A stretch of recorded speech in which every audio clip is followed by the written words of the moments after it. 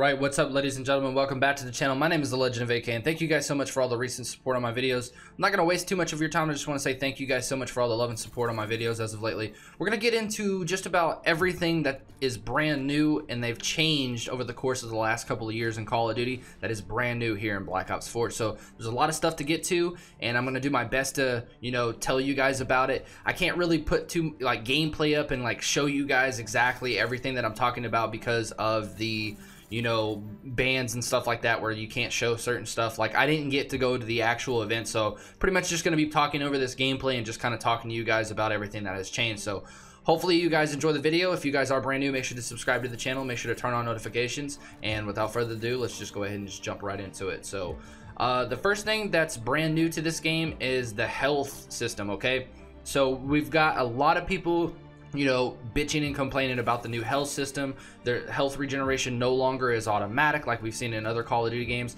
and the health has actually been taken up from 100 to 150. So it's something definitely new. All the gameplay that I've watched and broke down and kind of watched over the course of the last couple of days, and honestly I'm kind of glad that they introduced this, is because this is going to create a brand new skill gap to the boots on the ground series in Call of Duty. Jetpacking game had a big skill gap whenever you could use jetpacks and maneuver over people and head glitches and stuff, and I kind of feel like this is going to add a new dynamic to the Call of Duty scene as far as boots on the ground goes, because you're no longer going to regenerate health just automatically. You're going to have to use a button that's going to give you a regular shot, and then it's going to have a cooldown timer. They do have something called the stim shot, which we'll talk about in just a second, that pretty much does it instant for you, but we'll talk about that in just a second. So with the health being 150, that means that they have more play around room with nerfing and buffing weapons. If you guys don't know what nerfing and buffing is, basically make it bad or make it better. So basically if you want to nerf something, you're going to make something worse, and if you're going to buff something, you're going to make it better. So really cool to see the headshot multipliers and how much damage each weapon does, and kind of break some of these weapons down this year for you guys. So moving into the next things, kills are no longer on the scoreboard. It is at the bottom of the scoreboard. You can see how many people that you've killed and how many times you've been killed, but on the actual scoreboard it goes off of damage dealt. So with that being said, basically how it works is if you take all the damage from somebody, 150 health, you get 150 points towards your score streaks and how much damage that you've dealt, which is be 150. So let's say that you and a buddy are shooting at the same person, correct, and he gets 75 and you get the remaining amount of damage. It's going to be split between both players. It's going to be added to your points, and it's going to be added towards your score streaks. Hopefully I explained that correctly to you guys and you guys understand that without actually showing actual gameplay. So it's kind of cool to see that, because it's going to preach who's going to get the last kill on somebody to get the actual credit for the kill, and it's going to definitely make it interesting for pub stomping and public matches this year. So moving into the next thing, you can only select one specialist per person on your team. So a lot of you guys know that there has been specialists in other games like IW as well as BO4, and you've seen a lot of people running around with 6 or 7 or 8 or 9 of the same specialist, depending on if you're playing ground war or 6v6. And basically what's happening now is that you're gonna have to do a specialist draft, like league play in Black Ops 3, or ranked play is what it's called.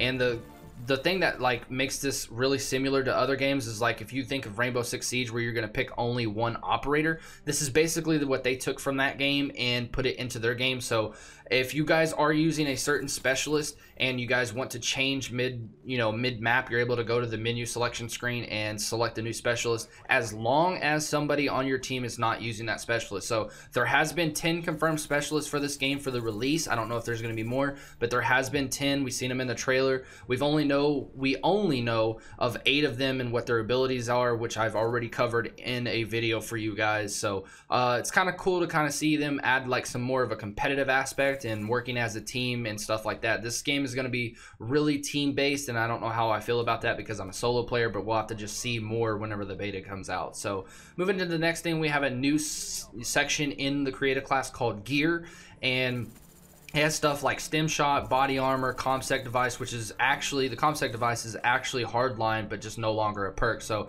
it reduces the amount of score streaks and stuff like that cost for you guys. And something that everybody has been complaining about is body armor, which protects you and gives you an extra, I think, 25 or 50 health, and it's pretty much useless after you shoot it off in your first gunfight. And everybody has been talking about the stim shot. So I mentioned this earlier. The regular health regeneration thing will take you from like 75 health to 150 health in a couple of seconds, and then it has like a cooldown timer. Okay, with the stim shot, if you select this and create a class, it literally has no cooldown timer. It looks like maybe like 2 seconds, and it takes your health from like 2 to 150 in seconds. So it's pretty much just instant, and I'm gonna be definitely running this in this game. So another thing in the create a class system, we have a brand new category in the create a class for weapons, and that is the tactical rifles. Now, we've seen this kind of similar to Call of Duty Ghosts, where they brought in the marksman rifles, and there was a lot of rifles in there. But we had the swordfish and another weapon, I don't know just right off the top of my head, that they were only available to play in the pre-alpha, and these are pretty much just tactical rifles. We no longer just have all the rifles just in the rifle category anymore. So I'm pretty sure that the tactical rifles are going to either be burst or semi-automatic, to be honest with you guys, because that's pretty much, I think, what Call of Duty Ghosts did with their system. And they were pretty overpowered in Call of Duty Ghosts, but the time to kill in that game is super, super fast. This time to kill in this game is literally really slow, but I'm kind of excited to be able to, you know, force the skill gap on people and actually have better accuracy this year. So really excited to get to play with the swordfish, which is a actual M8A1 from, you know, Modern Warfare, or not Modern Warfare, but from Black Ops 2, Black Ops 3, and get to use that weapon. It looks pretty cool. So a new thing in the game that we're going to talk about as we step away from Create a Class is the new Fog of War minimap. So the new Fog of War minimap is different than any other minimap that we've ever used before. No longer is the minimap just wide open and you get to see everything on the minimap. It's pretty much blacked out on the screen, and basically you have like a little circle or a little, you know, aerial view of like what you're looking at on the map. Your standard UAV does exactly the same thing it's done in the past, where it reveals dots on the mini map.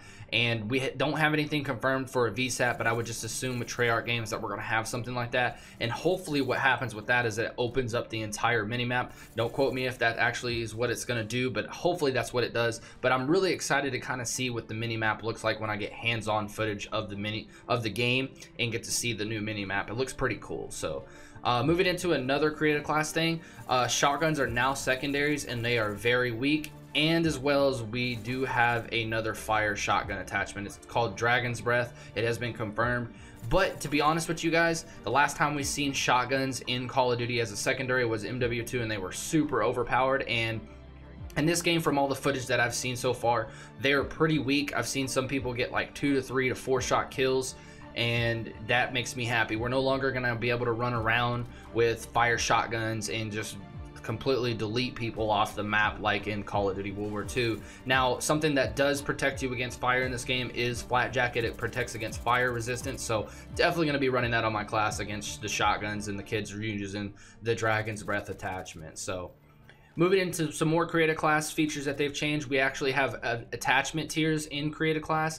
So they do have operator attachments as well, which is like certain attachments that are only available for that weapon. You guys seen that in the trailer, and basically like one of the LMGs has like a suppression attachment, which is sort of like how Battlefield is, where you can lay down fire with an LMG and suppress the enemy. So really cool to see that and see what kind of attachments we have on different weapons. But something that I did notice is that there's like FMJ1, FMJ2, Extended Mag 1, Extended Mag 2 in the game. So the thing that I got a lot of feedback on was with Extended Mag 1, it adds like 30 plus, you know, ammunition to your, you know, ammo.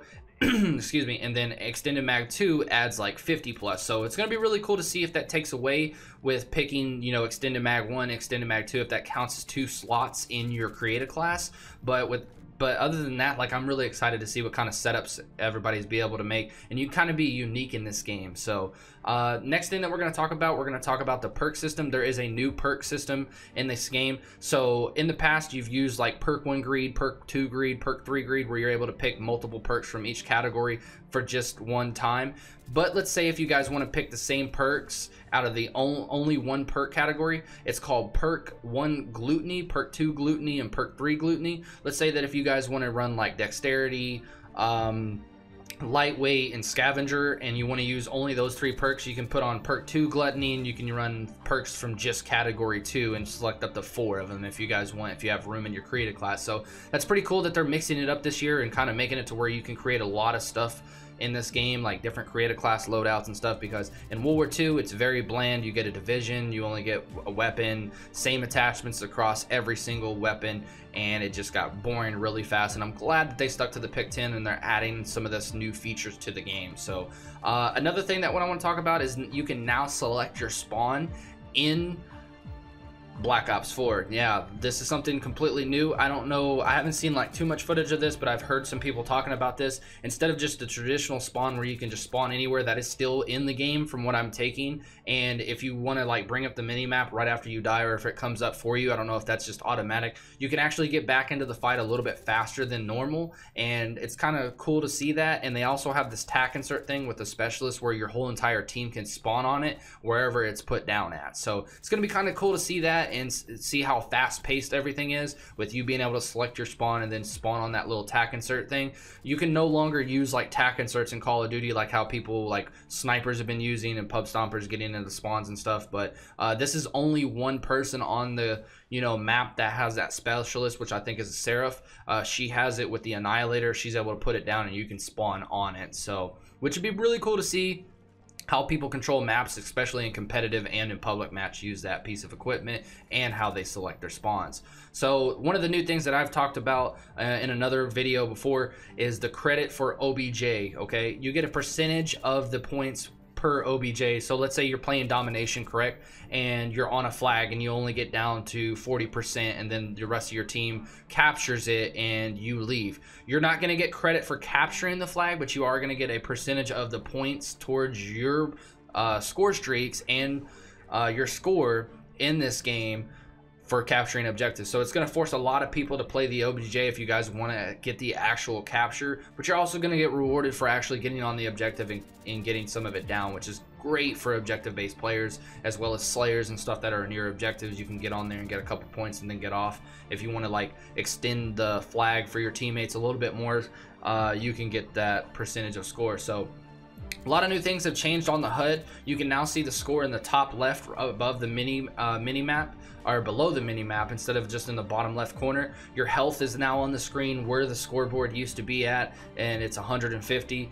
You can now see your ammo in your magazine, in your weapon, and the mags that you have on the side of the screen on the right with your weapon that you have, and you can actually see your score streaks just like normal. And then right in the middle of the screen you can see your abilities with your specialist, and then as well as your regeneration tool that you're going to be using, like the stim shot or the regular health regeneration tool. So kind of cool to see the HUD this year. It looks like there's a lot of stuff, and I don't know if hardcore is going to have a lot of this stuff on the screen. I hope not. I hope it's nothing on the screen, honestly, but it's going to be kind of cool to see what they do with hardcore. But as far as right now, it looks really clean. I think it's got a lot of stuff on it. Maybe they tone it down a little bit. And one thing that was a really big change that a lot of people are not talking about, you don't call in score streaks with the diagonal pad anymore. You have to hold down triangle, and I don't really know how to feel about that, because when you hold down triangle, sometimes you'll swap weapons from what a lot of the YouTubers have been saying. So hopefully they kind of redo that feature, because I don't want to be calling in score streaks and then randomly switching weapons whenever I didn't even mean to. So another thing that has changed in this game is called Play of the Game. It kind of is returning from World War II. There's no more final kill cam, but it's a lot different than what it was in World War II. So World War II's was really broke, and a lot of people didn't like it. They wanted to play the final kill cam to come back. But in this game, it's called Play of the Game, or a game highlight, or something like that. But it has this cool cinematic third person going into first person mode where it shows people getting like the highlighted play of the game.